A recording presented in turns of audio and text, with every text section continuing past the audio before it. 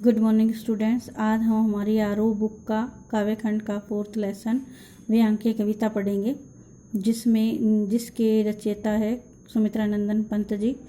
इस कविता में सुमित्रा नंदन पंत जी ने युग युग से शोषण के शिकार किसान के जीवन का वर्णन किया है। उन्होंने बताया कि अंधकार की गुआ सरीखी उन आँखों से डरता है मन कि जो किसान है उसका सब कुछ लूट चुका है, वो एकदम गरीब हो चुका है, उसके पास कुछ नहीं बचा, तो उसकी आंखें जो है वो अंधकार की गुफा के समान लग रही है। उन आँखों को जब कवि देखते हैं तो उन आँखों को, गुफा के समान आँखों को देखकर उसे बहुत डर लगता है।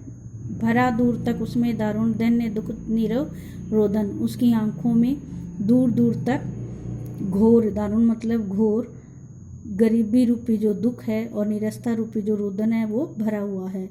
वह स्वाधीन किसान रहा अभिमान भरा आँखों में इसका, यानी किसान जो था वो अतीत में स्वाधीन था, स्वतंत्र था, उसकी आंखों में अभिमान भरा हुआ था। छोड़ उसे मझधार आज संसार कगार सदृश बह सिर का, जिसे कि आज गरीब होने के कारण संसार के लोगों ने छोड़ दिया है, समस्याओं से घिरे मझधार में छोड़ दिया है, समस्याओं के बीच अकेला छोड़ दिया है, और सब जो है संसार के लोग किनारे जाकर खड़े हो गए हैं। लह लहराते वे खेत दृगों में हुआ बेदखल, वह अब जिन खेतों से उसे बेदखल कर दिया गया है वो खेत अभी भी उसके दृगों अर्थात आंखों के सामने घूमते हैं, या उसके दृश्य जो है उसके सामने आने लगते हैं।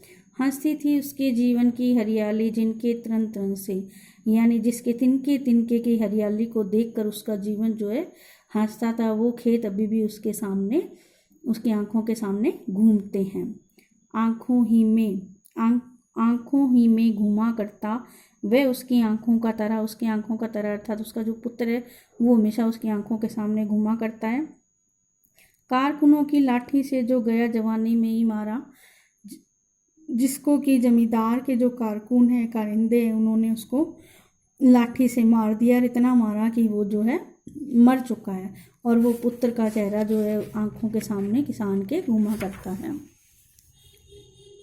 बिका दिया घर द्वार महाजन ने न ब्याज की कौड़ी छोड़ी, और इतना ज़्यादा किसान के ऊपर कर्ज हो गया है कि उस कर्ज को उतारने के लिए महाजन ने उसके सारी संपत्ति जो है वो उसकी ले ली है, और यहाँ तक कि उसके घर भी उसका जो है बिकवा दिया है। अब उसके पास कुछ भी नहीं छोड़ा है।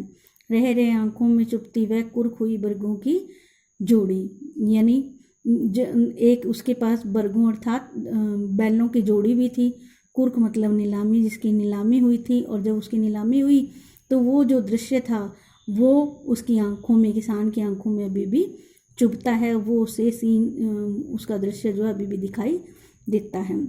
उजरी उसके सिवा किसे कब पास दुहाने आने देती, यानी उजरी नाम की जो गाय थी वो किसी को भी, किसान के अलावा किसी अन्य को कभी भी अपने पास दुहाने के लिए, दूध निकालने के लिए नहीं आने देती थी, वो भी उससे छीन ली गई है। आंखों में नाचा करती उजड़ गई जो सुखी खेती। इस प्रकार किसान का जो परिवार था, जो जीवन था, वो सुखों से भरा हुआ था। वो सुख रूपी जो जीवन है अभी भी उसकी आंखों के सामने नाचा करता है। बिना दवा दर्पण के घरनी स्वर्ग चली आंखें आती भर, और जब किसान को याद आता है कि वो इतना गरीब था कि उसकी पत्नी जब बीमार थी तो उसको वो दवा दारू भी नहीं दिला सका, घरनी मतलब पत्नी, उसे दवा दारू भी नहीं दिला सका, जिसके कारण उसकी मृत्यु हो गई। जब उसको ये याद आता है तो उसकी आंखें जो है भर आती हैं।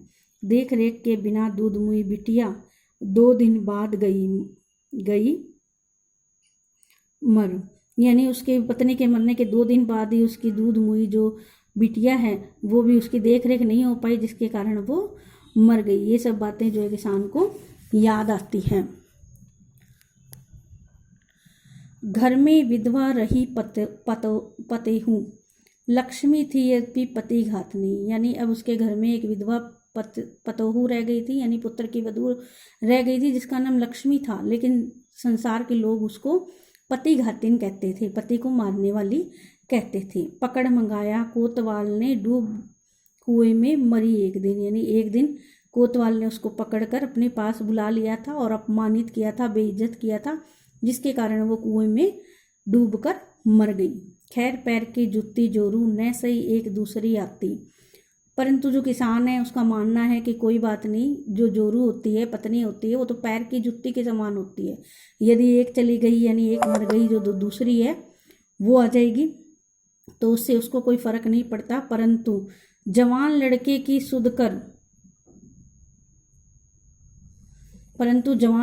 की सुध कर यानी जैसे ही उसे जवान लड़के की याद आती तो सांप लौटते फटती छाती। जैसे ही उसको जवान लड़के की याद आती तो उसके छाती पर सांप लौटने लगते थे और उसकी छाती जो है फटने लगती थी। पिछले सुख की स्मृति आंखों में क्षण भर एक चमक फैलाती।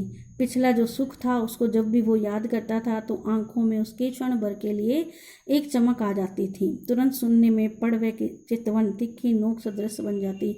परंतु जैसे ही उसे वर्तमान समय की याद आती तो वह दुख जो वो झेल रहा है वो एक तीखी नोक के समान उसको चुभने लगता था।